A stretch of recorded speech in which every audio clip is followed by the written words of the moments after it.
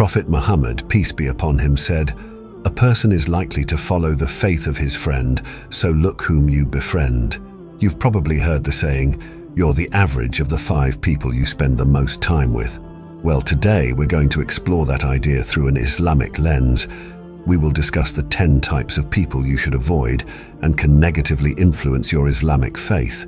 But be aware, you yourself may show signs of these qualities without knowing, so make sure to watch until the end to help you not only reflect on your own life, but to be a positive influence for the people around you. 1. The selfish one. We've all come across someone who seems to live by the mantra, "my needs first." This attitude is the very essence of selfishness. Imagine you're walking down the street and you notice an elderly person struggling with their groceries. Do you stop to help, or do you carry on, absorbed in your own concerns? This scenario is a litmus test for selfishness. Would sharing a portion of what you have, whether it's material goods, time, talent, or energy, truly make you less happy? Selfishness isn't just about hoarding wealth, it's also about being stingy with your time and care for others. It's an attitude that says, as long as I am okay, nothing else matters. Prophet Muhammad, peace be upon him, taught us a different path. He said, "None of you truly believes until he loves for his brother what he loves for himself." This profound statement from our beloved Prophet encapsulates the antithesis of selfishness, a genuine concern for the well-being of others as much as for our own. In Islam, the human soul is understood to have a natural inclination towards selfishness. This trait is a test from Allah. The one who overcomes this inclination, who puts others' needs on par with their own, truly exemplifies the best of character. The Prophet, peace be upon him, also said, "He is not of us who sleeps contentedly while his neighbor goes hungry."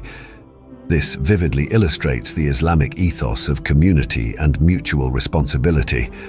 It's not enough to ensure our own comfort while ignoring the needs of those around us.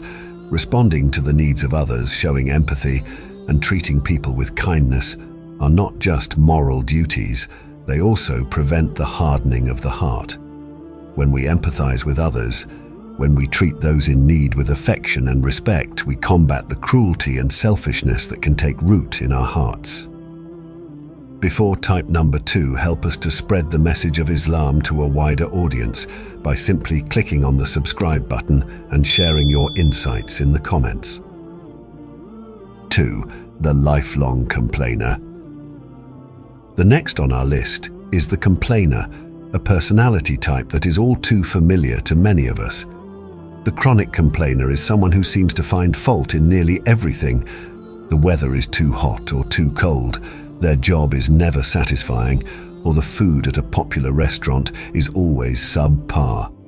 It's a cycle of discontent that manifests in various aspects of life.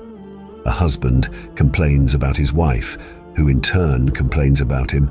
Children grumble about their parents not understanding them, while parents lament over their kids not doing homework or lacking respect.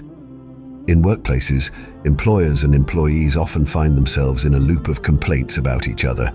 This constant dissatisfaction is a sign of a deeper issue, a lack of contentment in life. Islam teaches us the importance of contentment. Prophet Muhammad, peace be upon him, used to pray, "O Allah, I ask you for contentment in what you decree." This beautiful prayer embodies the essence of being prepared to accept wholeheartedly whatever Allah has planned for us. Complaining perpetuates negative energy, which not only affects our own well-being, but also impacts those around us. It can lead to a spiral of unhappiness, depression, and weakened faith. However, this does not mean that we should never express dissatisfaction or that we cannot address issues that genuinely need attention. The key is how and why we complain. In Islam, facing our problems realistically and seeing them as tests from Allah is encouraged. Complaining should not be a habitual response to every inconvenience or a way to start conversations and bond over negativity. When feeling the urge to complain, it's important to ask ourselves, Does this complaint bring any positive change, or is it merely a way to vent frustration? Sometimes it's necessary to voice concerns, especially in difficult situations, but it should be done constructively and directly to those concerned. Number 3, the arrogant one.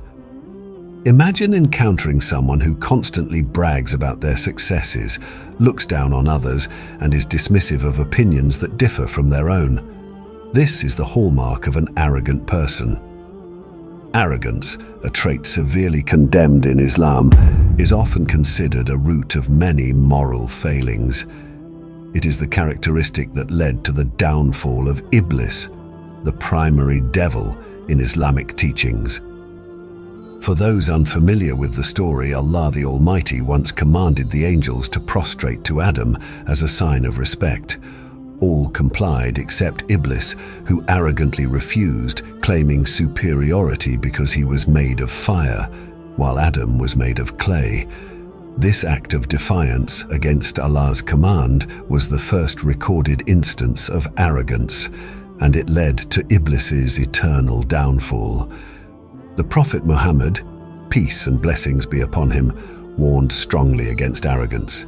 He said, "No one who has an atom's weight of arrogance in his heart will enter paradise." This highlights the severity of arrogance in the sight of Allah. However, there's often a misconception about arrogance. Does taking care of one's appearance or wanting to present oneself well equate to arrogance? Absolutely not. A companion once asked the Prophet, peace be upon him, about wearing nice clothes and looking good. The Prophet responded, "Allah is beautiful and loves beauty." Arrogance, therefore, isn't about your appearance, it's about an attitude, rejecting the truth due to pride and looking down on people. Arrogance can blind us to our own faults, sever our connections with others, and most critically, distance us from Allah.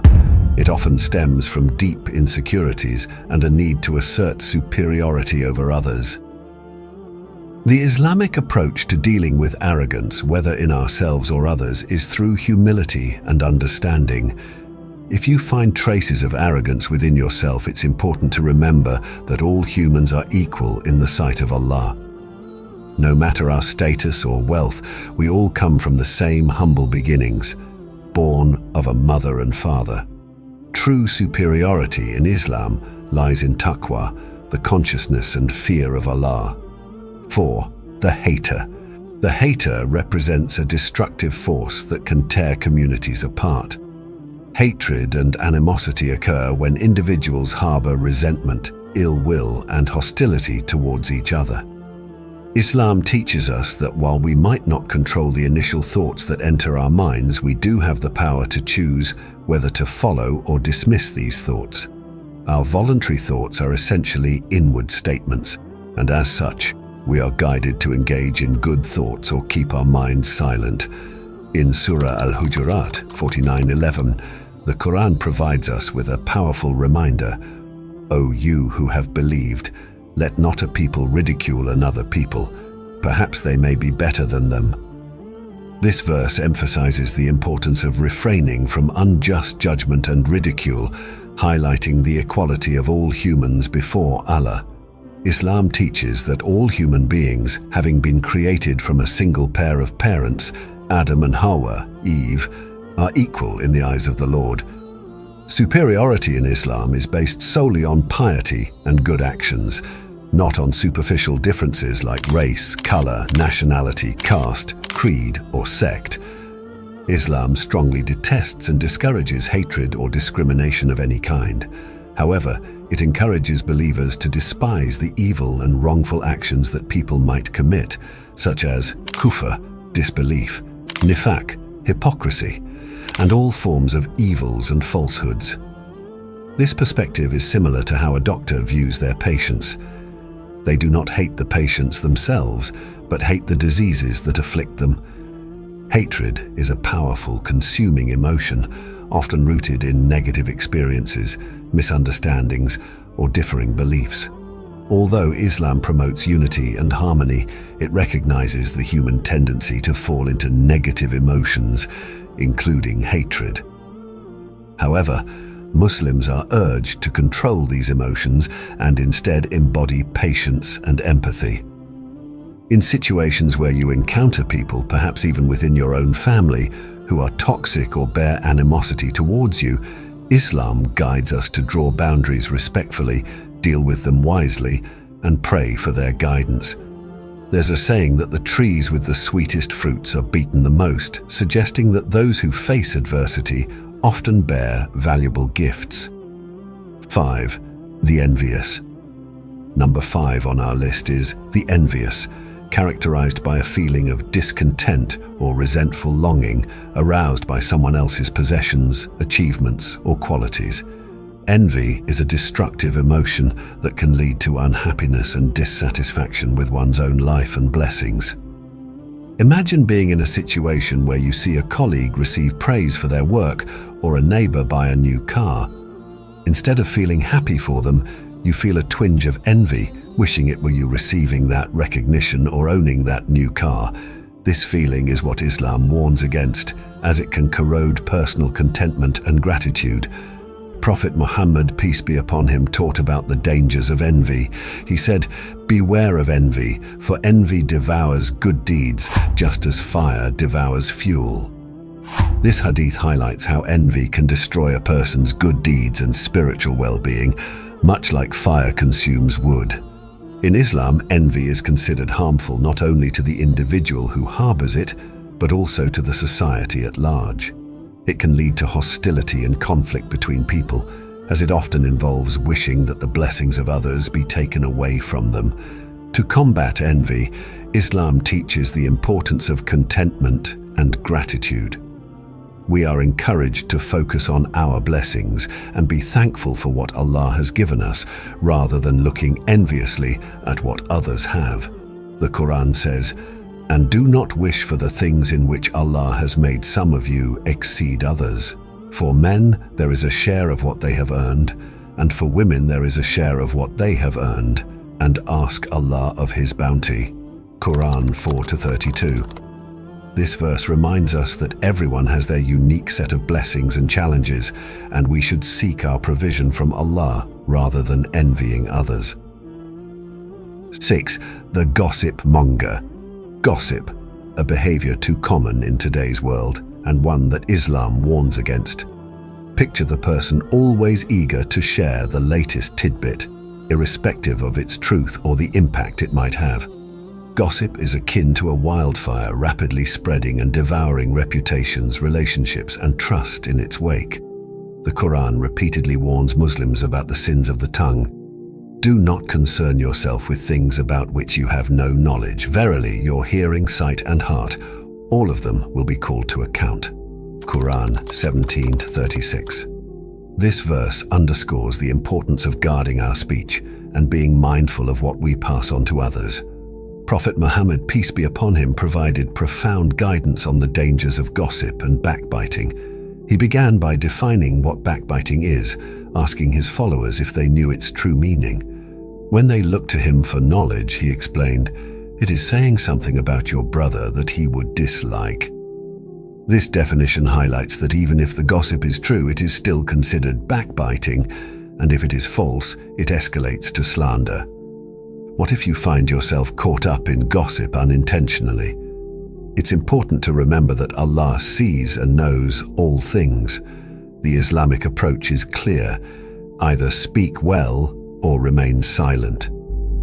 In our daily lives, gossiping has become normalized, so much so that it might seem natural to us, but we must resist this temptation.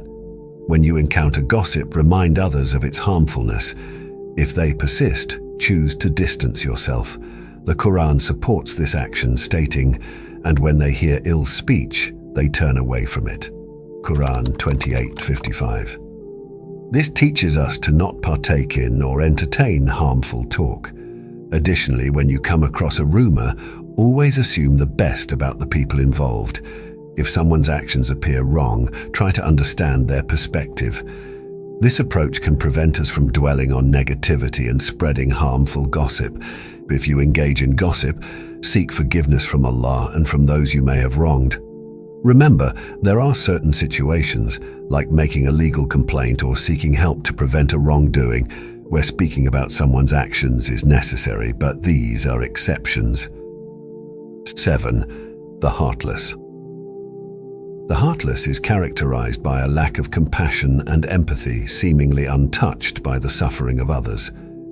In the realm of Islam, kindness and compassion are not just encouraged, they are essential qualities. Empathy is something we all seek from others, yet paradoxically, we often find ourselves reluctant to extend it ourselves. Reflecting on the life of our beloved Prophet Muhammad, peace be upon him, we find that he was never heartless to anyone, friend or foe. As followers of such a great personality, we are encouraged to emulate this aspect of his character. Showing compassion and kindness should be inherent in every Muslim. A humble person is often a good listener, someone who can disagree amicably and maintain cordial relations with others. In today's world, there's a noticeable lack of empathy, sometimes even towards one's own family, including parents. Islam teaches us that humility and a gentle approach can break down barriers of aggression and hostility. The Quran warns that a person who is rude and harsh will struggle to get their points across, regardless of their validity. Such individuals are often disliked and fail to leave a positive impression on those they interact with. Doing good and harboring the right beliefs are intertwined in Islam. Practicing good deeds is seen as evidence of having the right belief in the heart. This is why the Quran frequently describes true Muslims as those who believe and do good deeds. The Prophet, peace be upon him, emphasized that the best among Muslims are those who exhibit the best behavior towards others. It's important to understand that those who become heartless often do so due to their own suffering and upbringing. They may project their pain onto the world, showing animosity towards everyone. However, it's crucial to recognize that sometimes what appears as heartlessness may be a defense mechanism in specific situations, like dealing with manipulative individuals or discerning insincerity. 8. The deceiver. Number 8 on our list is the deceiver, an individual who engages in dishonesty and manipulation to achieve their objectives, often at the cost of others. Deception and manipulation are despicable traits that go against the very essence of decency and integrity. Picture this scenario. You're working diligently on a project at work, investing late nights to ensure its success. You have a colleague, let's call him Mark, who seems friendly and collaborative. One day, during a senior management meeting, you're stunned to see your idea, the one you've painstakingly developed, being presented by Mark as his own. No credit is given to you. This is a classic example of deception, where individuals like Mark thrive on using others for personal gain. Such behavior is starkly contrasted in an incident involving Prophet Muhammad, peace be upon him. He once noticed a food stall where the surface of the food seemed dry, but upon digging deeper, he found it was wet underneath. The owner admitted it was damaged by rain. The Prophet, peace be upon him, questioned why the damaged part wasn't put on top so that buyers could see it. His response highlights a fundamental Islamic principle: honesty and transparency in all dealings. Whoever cheats us is not one of us, the Prophet declared, underscoring the severity of deceit in Islam. In Islam, cheating and deception are seen as alien to the noble character of a true Muslim. On the day of resurrection, every traitor will have a banner announcing their betrayal. Imagine those who thought their deceitful acts were forgotten, finding them exposed to the world.